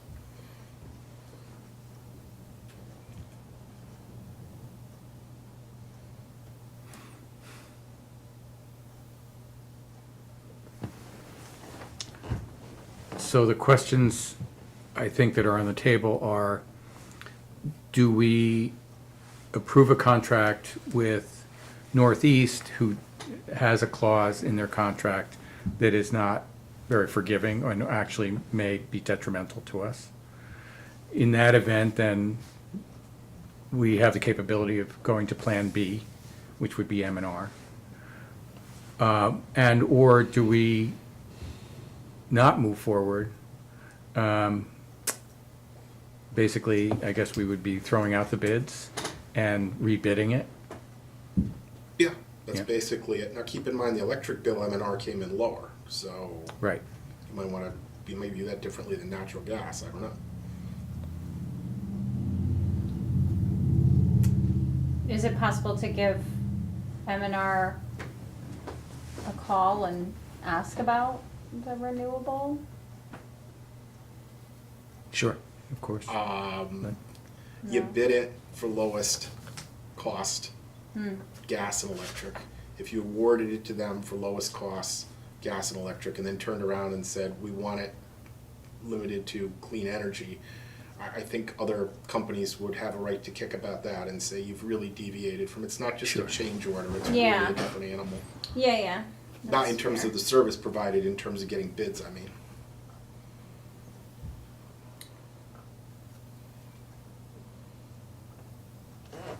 How onerous is the process to put another bid on? Why would we have to cancel a bid? Can we just put a secondary one out there? Well, because it would be replacing the electrical, we're not gonna have two different providers, right? We could. Sure you could. Could we? I don't understand why we can't just ask for more information and understand what our options are before we. Jen, how long are these prices good for? I don't believe they gave an actual date. They said, I forget what the exact quote. Do you have the email that I have? It's not working on my laptop for some reason. I sent it on Friday. Would an option be to accept M&R and then also go out for bid for the clean energy? If you accept then M&R, compare? you're locked in for 2 years. But we don't have to necessarily, is that required, that would provide us with all of our electrical, or could we? All of your electrical. Oh, okay, well then that's, Specifically. that answers my question about whether or not we could have two providers. So the answer is no. Well, you could have one for natural gas and one for electric, but you couldn't have two for electric. Got it. Or two for natural gas. Northeastern. Got You want it. me to airdrop it to you? Holy heck. So the question is about the electric, not the natural gas. Right. What are we looking at here? Because I there don't isn't, understand. there's not another option available right now. It's not like we have hydrogen gas. Right. So it's only the electric that's the issue. That is correct. So we could accept the natural gas if we so chose and go out to bid for, okay. Well, I mean, your electric contract ends when now? Isn't it June? If it does, Are you gonna wanna look into that? Not that that's the end of the world, what it might mean is that your provider that you currently have will probably carry you until the contract comes in, at least reasonably month to month, it'll be at market rate. Worst case scenario, you roll to O&R and pay market rate for that gap period until you. we have M&R right now. Yeah, but their contracts, or whatever it is I know, they have, I is know. gonna be up. Right. And they're not, well, maybe they will, I doubt it, they'll extend you at the same rate, I don't see why they would, if it's month to month. They'll say if you wanna renew it at that rate, maybe they'll let you, but I don't know.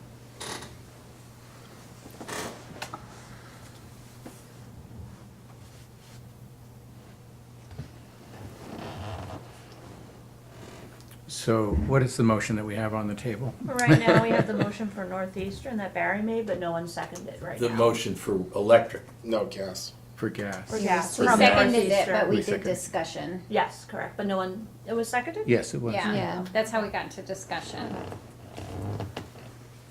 I think I seconded it. It's me.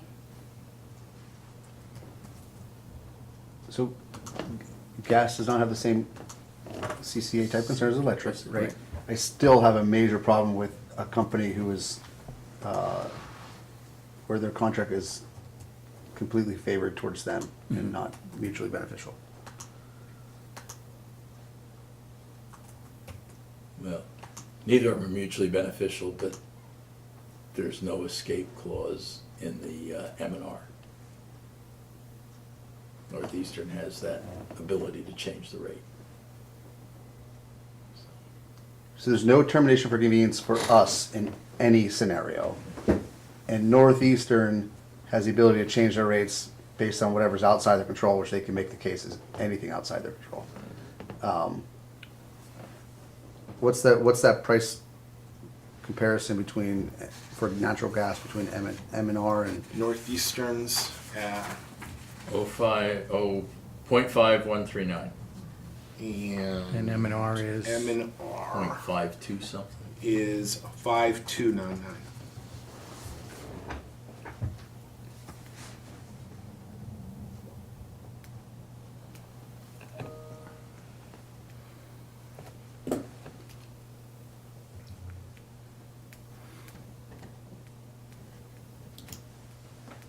In regard to Northeastern, I should also point out that their bid documents were non-conforming. They've taken steps to try to amend that, but, that's one more consideration as far as their submission goes, that they failed to submit a conforming bid. Again, you have the ability to waive that, if that's what you want to do, but you're by no means required to. To the city of Warwick. The city of Warwick, yes. And the period of the term was 16 months, I believe, 18 months. So, I mean, there were some issues with that. Nothing, again, if the board was so inclined, they couldn't waive, but you're by no means required to. About M&R? No, Northeastern. Northeast, okay. Okay, so why don't we move forward at least with this motion? So we have a Well, second. we have to withdraw. I withdraw Withdraw? the previous Okay. motion. Okay, Okay, so we're gonna go ahead with M&R. I think that's the consensus of Yeah. the board.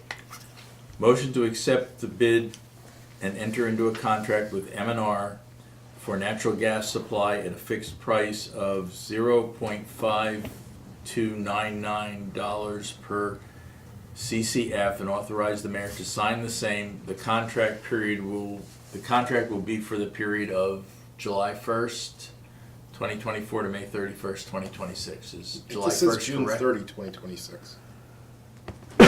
Is that the period you want or not?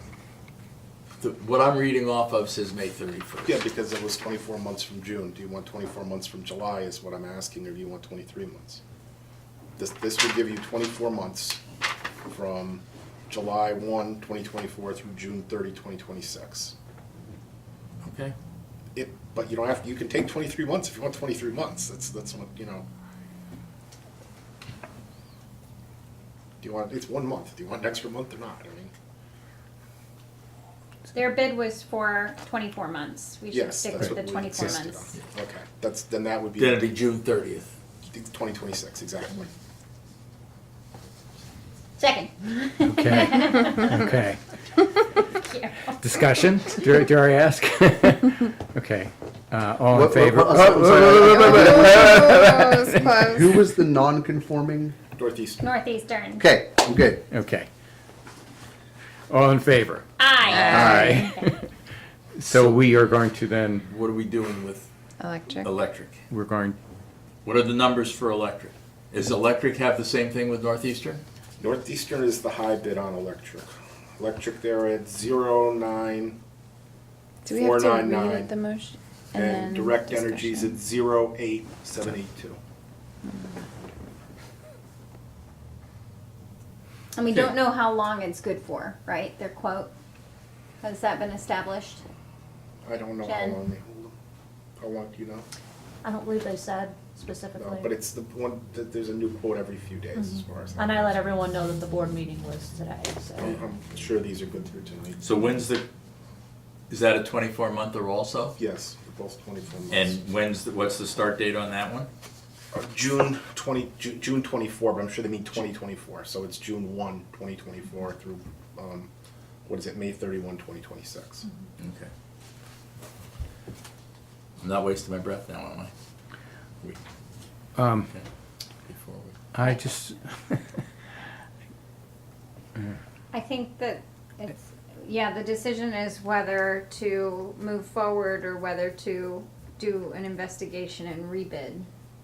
yes, I believe that's what's the thought process. In which case we would, Clean energy is likely to be higher, right, in cost. Well, we asked for the low, and they didn't give us anything but the low. whatever the low is. Right. However, I mean, there was no qualification to say, oh yeah, this is the low and it includes 20% clean energy or 60% clean Yeah. energy, so. We didn't ask for Well, them to provide that If you wanted detail. to, I'm sure they'd accommodate, I'm not sure, I believe they'd accommodate.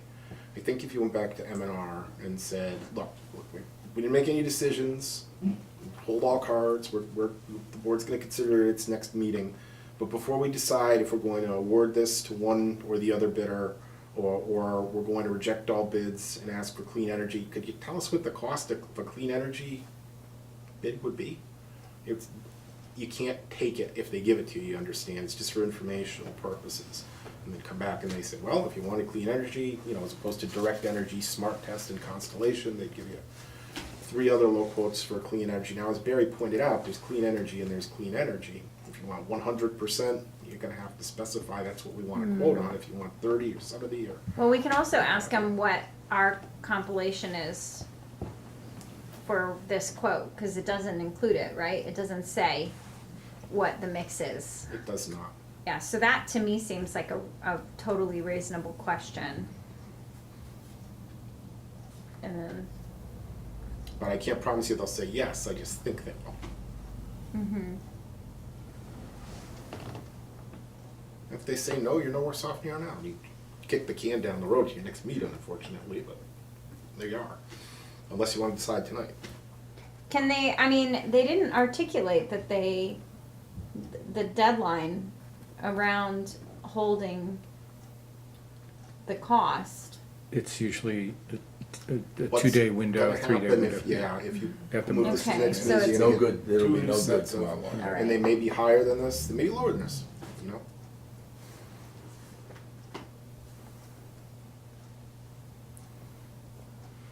I guess the question is, do we as a board want to rebid this to find, at least do the Due diligence? due diligence, you know, that's a good way of putting it. But we'd have to rebid it. But we'd have to rebid it, We of have, we course. have no choice. No. We'll have to rebid it if we don't take this And if we tonight. rebid it, could we, I mean, imagine we're having a conversation with a person, say, hey, what are the different options? Right, is there a way to rebid it where you're seeing what those are? You have to be very specific, with this bid it's only gonna be 70% this, 100%. We could ask You that have in to the be bid. specific. Yeah, Otherwise, Just you're say gonna bid get us for bids these for apples scenarios. and pears. right.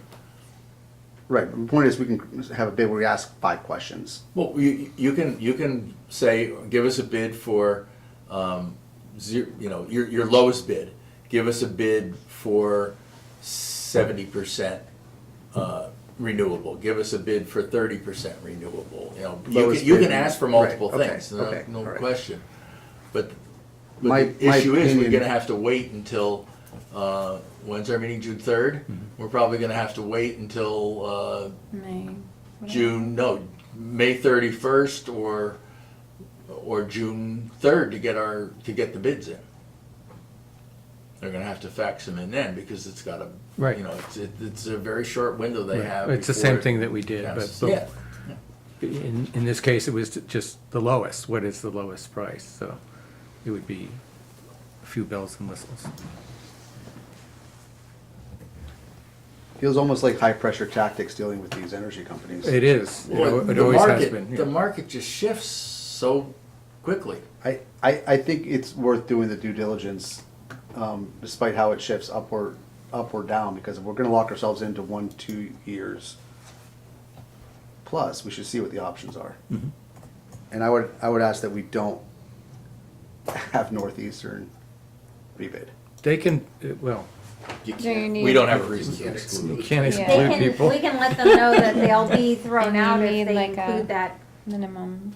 We could include that in the RFP, that it's a locked-in price and only No regulatory. rate shifting, yeah. Yeah, not, market conditions are not gonna change it. You could say that, right? You can Make that a structure requirement. your RFP however you want, you're going to limit your pool of bidders, is the only thing. But if you find that a deal breaker, what difference does it make? You aren't gonna give it to them anyway. Yeah, and then, I mean, I guess somebody could use that as an excuse to jack up the price, so we might just not wanna say that and then just throw out the ones that are not advantageous to us from, that perspective. So, since that's the direction we're gonna go, how do we handle? Well, my recommendation would be, if I'm understanding the board's sentiment correctly, do not award the contract tonight. Put it over to your next meeting. Don't reject the bids either tonight. Get in touch with M&R or whatever energy supplier, you may happen to know, and say, we want to get an idea, the village board does, of what kind of rate we would get if we went with a clean energy supplier. And they're gonna say, what do you mean by clean energy supplier? Right. And you're gonna have to have an answer for them as to We could you know, ask what it the is you're- traditional mixes are, You could, and they could, and we will also wanna know what mix they gave us a quote on. you could, you know, without saying too much, if you go to someone and say, we want this just for informational purposes, there's probably a limit as to how much work they're willing to do for you. Yeah. Yeah, of course, yeah. And we're not asking them to rebid it on the phone. so- No, of course not, but Yeah. you're gonna wanna see a sheet like, Yeah. like this sheet, and, you know, with, if not these numbers, at least a gee, I asked around and these are the area we got, they're, you know, they're, like I say, you wanna stay in your good graces, but I don't think they're gonna be actually going out for bid for you if you're not out for bid. If you Yeah. understand what I'm saying, in terms Yeah. of figuring out. I'm sure they What if know you- their number on a day-to-day basis, so they're giving us what the bid would be on that day. But if we could find somebody. For a to- couple of days, and then we'll just set it up so that we tell them, we put the RFP out for it to be returned on a certain day, Yeah, I mean. close to the meeting. The board, of course, this is your decision, but it seems to me that if you looked at the price for clean energy and it comes in at, you know, half again what you're paying for these rates, at least for these 2 years, you'd be more likely to lock yourself into M&R or Northeastern, whoever it is, while you work on your community aggregate program. If it comes in and it's not that much more expensive, or you should be so lucky it comes in cheaper, then you're gonna wanna rebid, Right, so. okay. So you wanna table the second resolution Right. if that's the way the board wants to. That is what we're going to do. So, Resolution introducing a proposed local law to amend Village Code Chapter 141 Water. Whereas the Village Board of the Village of Warwick has before it a local law entitled a local law amending Village of Warwick Code Chapter 141 Water. And whereas in order to enact the said local law, it is necessary to formally introduce it and to hold a public hearing on it. Now therefore be it resolved as follows. One, that the movement of this resolution does hereby introduce the proposed local law. And two, that a public hearing on the proposed local law be set for June 17th, 2024 at 7:30 PM, and that due notice of the same is directed to be given by and publication posting. Second. All right, discussion. yes. First of all, I'm not gonna be here on June 17th, if that matters. Secondly, what's this focused on? Well, it started out primarily to deal with the cross-connection control provisions of the law, where we weren't recognizing the fact that there is a level of requirement that has to do with aesthetically objectionable situations, and that requires a much lesser, not a much lesser, a somewhat lesser level of device to be installed. And so basically, the RPZ unit, which requires you to have a drain beneath it, is somewhat onerous on the part of homeowners for irrigation systems, and so we looked to correct that issue related to the law. While we were doing that, we also came across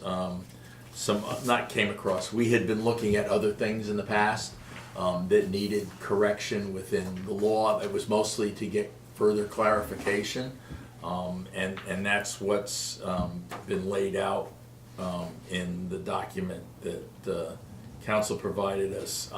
There are, Steve, a couple of problems or Yes. corrections that need to be made to that document. And so does that mean that we What are can't? the corrections? Well, at the bottom of the first page, 3A, it's 54 inches below the surface, not 5 inches. Okay. And then E, on the next page, E, it's superintendent of should have been dropped when supervisor was added. I'm sorry, where are you? E. E at the top of the Yeah, page? at the top of the page. Okay, well- Superintendent of needs to be dropped. It was supposed to be changed from superintendent of public works to public works supervisor. And then going to page 8, G, and about the middle of the page, that all Yep, yep, existing yep. single-family. To the village's public water system shall, get rid of B, where required, and get rid of required to. So it would be where required, retrofit the appropriate backflow device, and instead of as, when, a water replacement, water meter Wait, replacement. whoa. That all existing single-family residential water services connected to the village's public water system shall, you want a comma in there, right? Yeah, yeah. Where required, comma, retrofit the appropriate backflow prevention device as. When A water meter replacement when a occurs. water meter replacement occurs for each such water service. Got it. And then 15.4, at the close to the bottom of that page, instead of adding the words, I guess it should be. What I'm trying to do here is represent that it should be for a single or two family property. So I think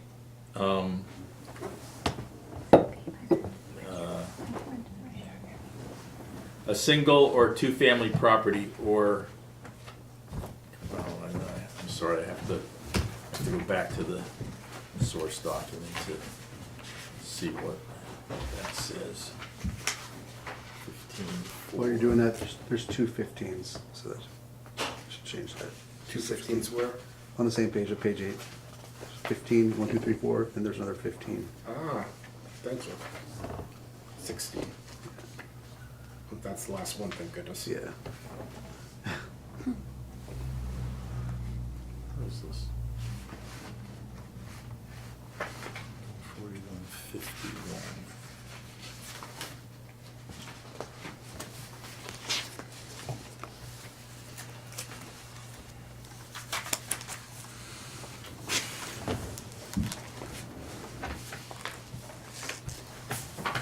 Hang on.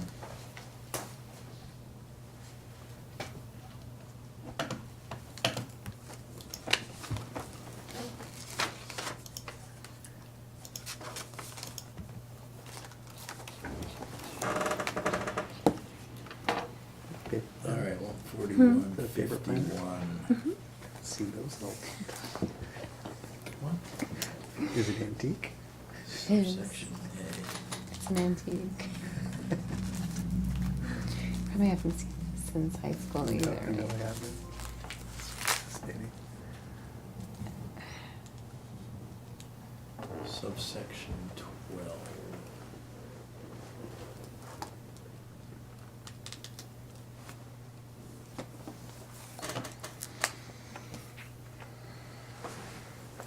So I guess it should say, for that one, it should say,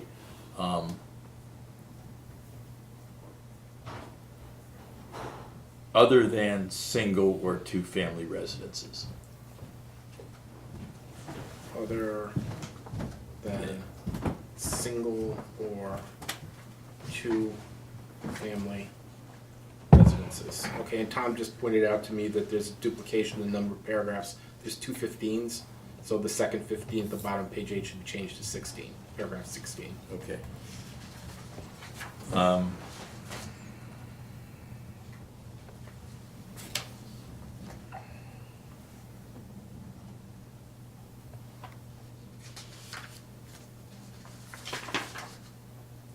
Yeah, I mean, the changes outside of the cross-connection control portion were generally to provide clarification where it wasn't things weren't clear. One of them had to do with temporary water service, and that was too broad because if somebody said, turn off the water, and then they said, well, we want a temporary service, it was like $1,000 fee. So it's been corrected to say that it's for a temporary water service where no other existing water service, or where water service does not currently exist. So if somebody wanted to build something and they wanted to, and it was on a lot, and they wanted water service ahead of when they, piped it in and everything, that would cover that. Where we most often get that is for somebody who has a construction project somewhere and they want to come in with a tanker truck and they want to draw off one of our hydrants. We put a meter on the hydrant, we give them the ability to do that, and that's $1,000 fee. That's why it's so significant, and it's usually for a short period of time. $1,000 fee for just the application? Yes. Yeah. Yeah. And then they there's have the to cost pay- of paper, the cost of water. Right, yeah, yeah. So this all began with the Department of Health, right? Or, Well, it began with us realizing that the current law was much stricter than what the state required. okay, And it was, basically, it became almost impractical for somebody who had a private residence, 1 or 2 family, who had an outside irrigation system, to be able to effectively put it in, because it required the backflow preventer required the RPZ unit. I see. And that requires a drain beneath it. Right. So the double check valve is something that doesn't require that drain. Have people been then doing installations that don't have that, and thusly? It would be my guess that, yeah, people have installed irrigation systems on their property and don't have a backflow device. Okay.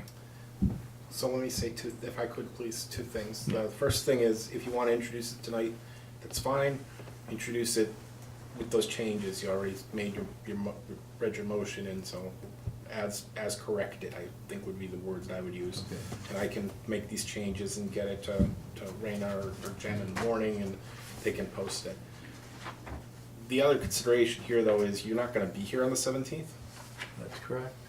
If people came and asked questions about this local law, I mean, of course, the board's here to take comments, not take questions, but I mean, if somebody came and said, I don't understand this, we could maybe give some broad brush answers as far as, gee, this is the intent of it and everything. But I think if someone came and wanted to know, without you here, Barry, I mean, I think the board would have to adjourn it until the next meeting, and people wouldn't appreciate that, none too much. So it might make more sense to have me put these changes in, have the board introduce it at its June meeting, and then set the public hearing for July. But, that's, I these are expect to considerations be you here in guys. July, so. Bless you. Bless you. Excuse me. Bless you. Thank you. I think that would make some sense, you know. Yeah. I'll give you a red line and a corrected version, and then if there are any other changes, we can make them before the June meeting, which gets introduced. But if you want to introduce it tonight, you certainly can. Do you want to introduce it tonight and we can set the public hearing for when you are available? No. We do the 2 at the same time, so. Okay. Okay. So so I'll withdraw the motion. Second? Whatever. What? Do I don't know if it requires a second, but it probably should require your concurrence since you did second. I concur. It's my All right. motion now, Okay, right? yes, it is. Motion to hire Megan Desiree to the position of Village of Warwick office intern at 20 hours per week for approximately 12 weeks at a start date of May 21st, 2024. Rate of pay to be in accordance with the fiscal year 23-24 and 24-25 budget. Second. Okay. All in favor? Aye. Motion to grant permission to the Village of Warwick employee Raina Abramson to carry over 5 vacation days. Second.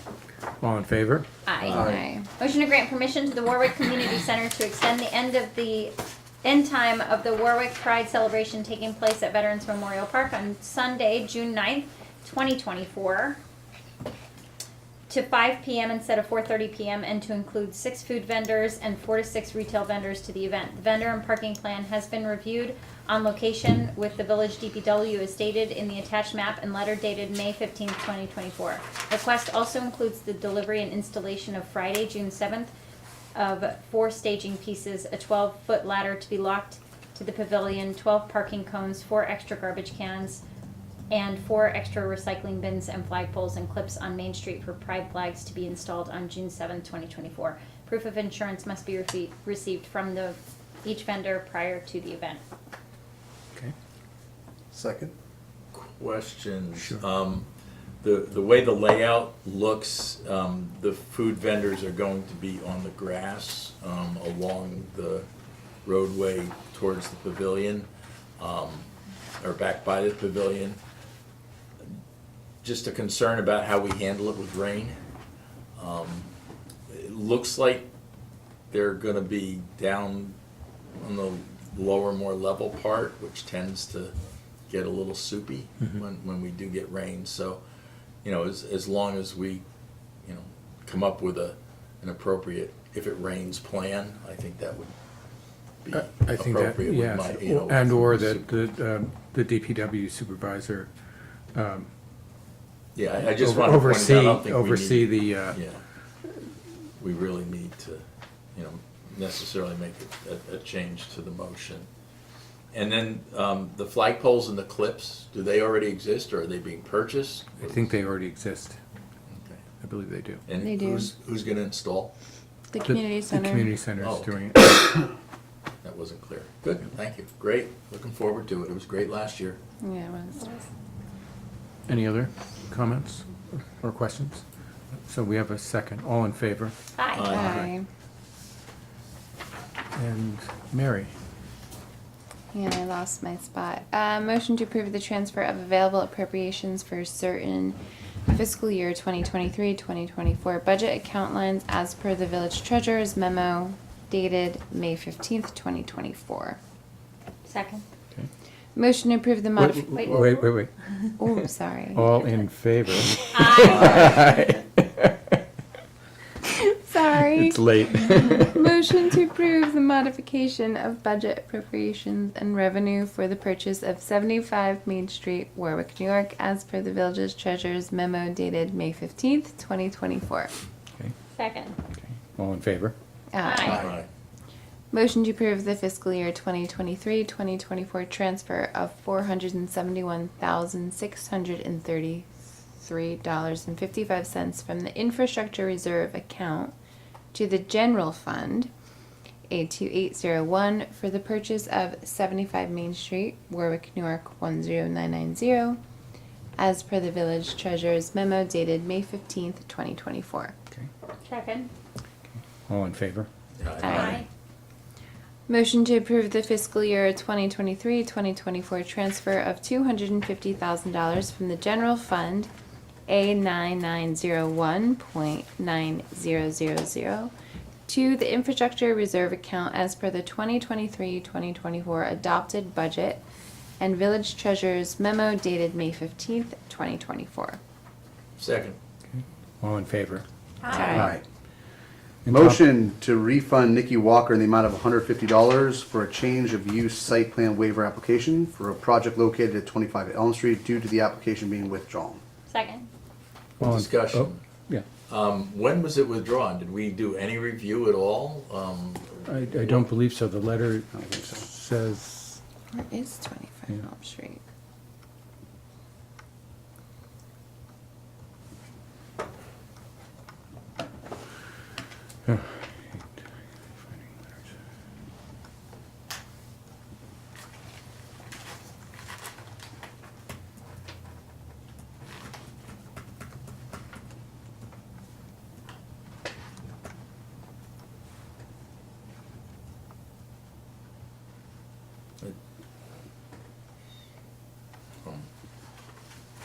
that's probably something that needs to get straightened out. I'm not gonna quibble over $150 at this point tonight. Good. Hold on one second, read it. Okay, so we have a second. Well, hold on a second, in that, so it's saying, yeah, so there's a memo from our planning board secretary. That in the event an applicant shall withdraw their application at any stage of the proceedings, or when the application review and approval process has been completed, the balance of funds in the account after all current outstanding fees are paid shall be either remitted to the application within 60 days. Yeah, so, your question, Barry, is had any review been done by an attorney or engineer? That we Well, don't- I mean, even processing it and looking at it internally, but again, it's, the way it's written, I don't think it's proper.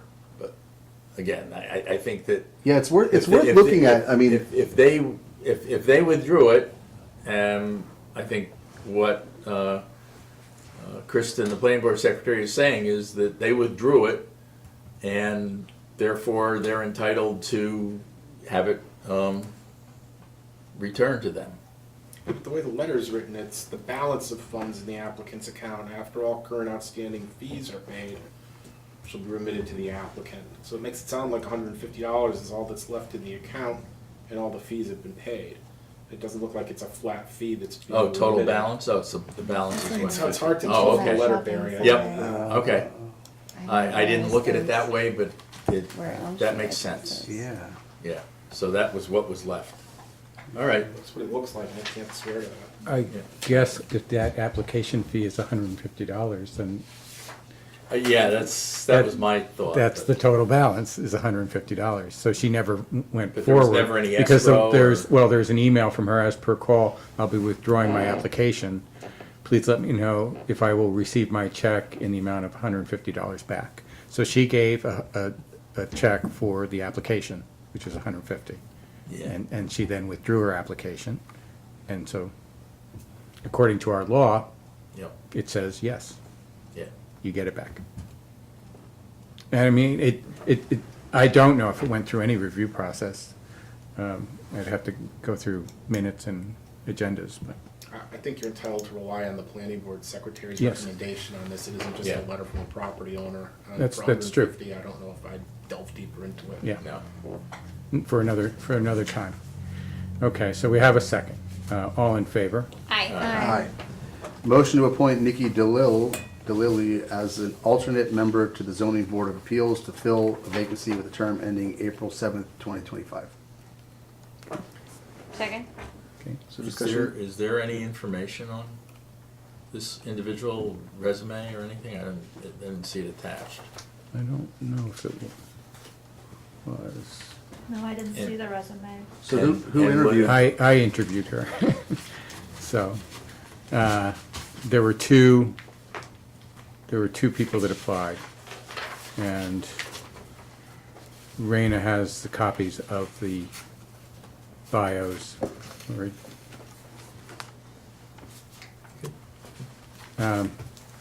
She seemed very well qualified. She had a great interest. She was a trader for Lehman Brothers. I mean, she's retired, but she wanted to be participant in her community.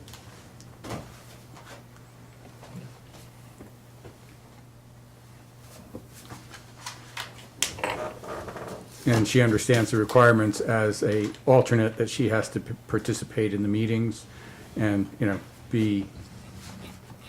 be on board with everything that's going on in the ZBA. So, if you want to hold off and see her bio, that's fine too. Yeah, I would like to see her bio and application.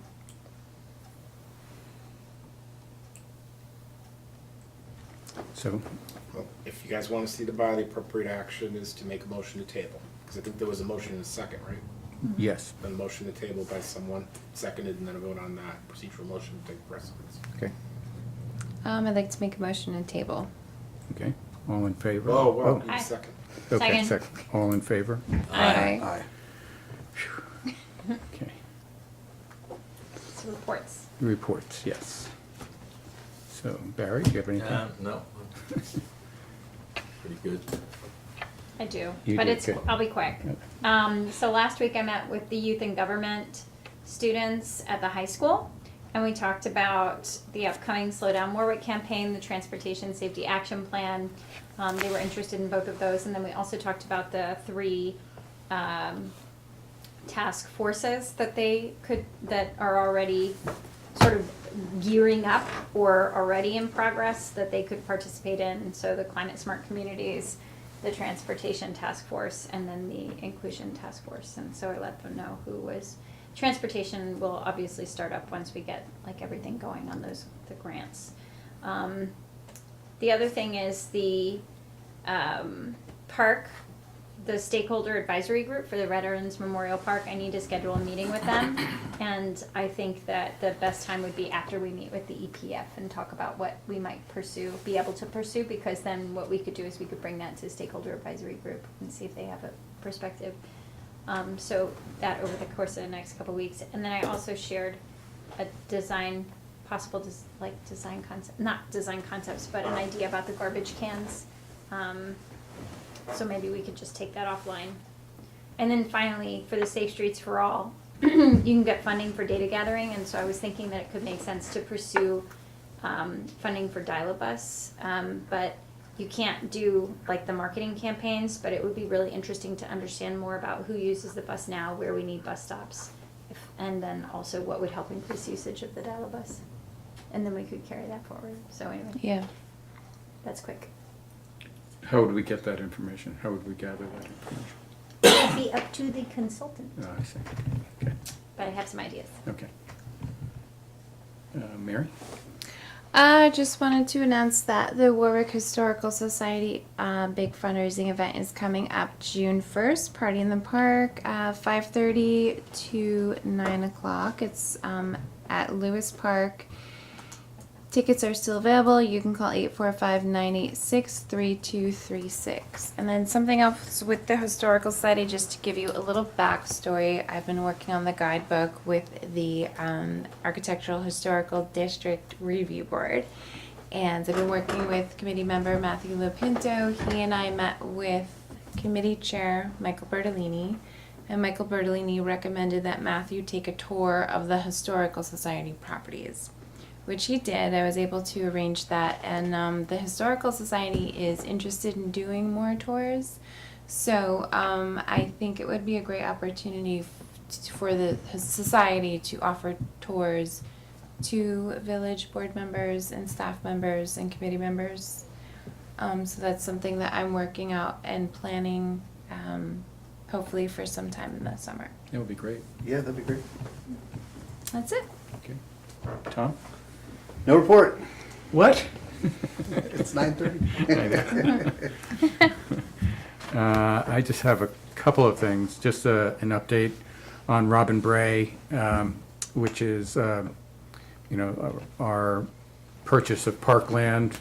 It's moving forward. There were a lot of moving parts, a lot of wheels in motion, because it included the town, it included the seller, and included us. And so it seems that we're narrowing down to a closing date.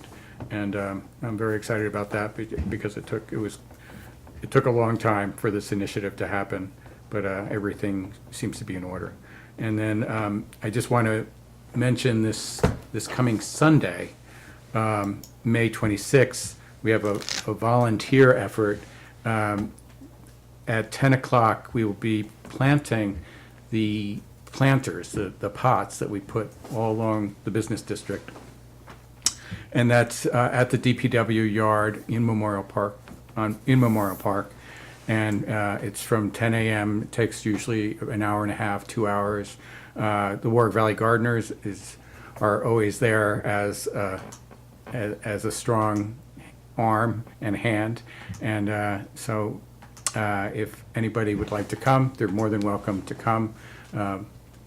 Many hands make for lighter work, so I would appreciate it. And I invite the board too, if you have that Sunday morning free, bring yourself, bring your families, and dig. So, and that's all I have for tonight. So could we have no executive session? Could I have a motion to close the meeting? So moved? Second. All in favor? Aye. Aye. Thank you. Thank you. Thank you. That was a record of Discussions? motions that we have tabled. You know what's funny is when I looked at the agenda,